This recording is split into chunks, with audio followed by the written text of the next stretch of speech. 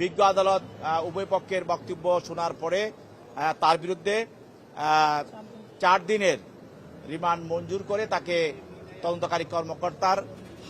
হাতে ন্যস্ত করে তাকে আরো অধিকতর জিজ্ঞাসাবাদ করার জন্য। আপনারা জানেন যে বাংলাদেশের একজন বিতর্কিত প্রধান নির্বাচন কমিশনার, যাকে নিশিরাতের প্রধান নির্বাচন কমিশনার বলা হয়, এ.কে.এম. নুরুল হুদা, তিনি 4 দিনের রিমান্ডে ছিলেন এবং 4 দিনের রিমান্ডের পরে আজকে বিজ্ঞ আদালতে তাকে তদন্তকারী কর্মকর্তা উপস্থাপন করে আরো 10 দিনের রিমান্ড প্রার্থনা করেন। তদন্তকারী কর্মকর্তা তার দরখাস্তে বলেন, যেহেতু একটি জাতীয় নির্বাচনের বিষয় এবং এটা একটা নির্বাচন কমিশনের বিশাল একটি কর্মযজ্ঞ এবং সকল দায়িত্বে ছিলেন এই প্রধান নির্বাচন কমিশনার, তাকে প্রাথমিক জিজ্ঞাসাবাদে আমরা যে তথ্যগুলো পেয়েছি সেই তথ্যগুলোকে আরও যাচাই করার জন্য এবং সারা বাংলাদেশে তিনি এই যে দিনের ভোট রাতে করেছেন তার সঙ্গে তার কারা কারা জড়িত এবং সরকারের সঙ্গে তার কি ধরনের সমঝোতা এবং কিভাবে তিনি অর্থগুলো ব্যয় করেছেন এবং ডিসি, এসপি সহ সকল রিটার্নিং অফিসার, প্রিসাইডিং অফিসারের সঙ্গে এবং দাপ্তরিক কাজে কারা জড়িত ছিল, সচিব সহ বিভিন্ন নির্বাচন কমিশনের আরও যে বিষয়গুলো এখানে জড়িত আছে সেই জন্য তাকে আরও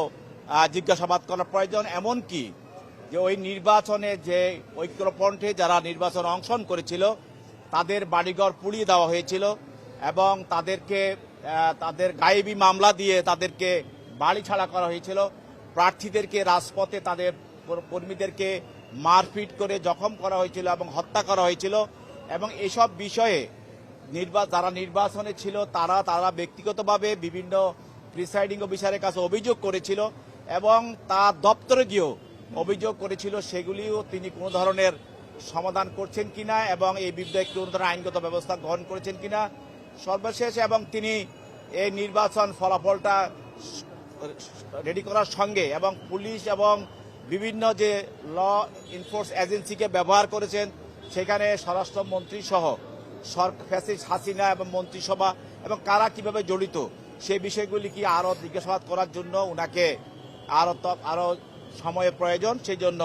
10 দিনের রিমান্ড প্রার্থনা করেন। তাদের পক্ষে তাদের আইনজীবী ছিলেন,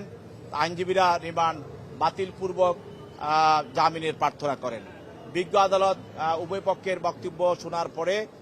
তার বিরুদ্ধে 4 দিনের রিমান্ড মঞ্জুর করে তাকে তদন্তকারী কর্মকর্তার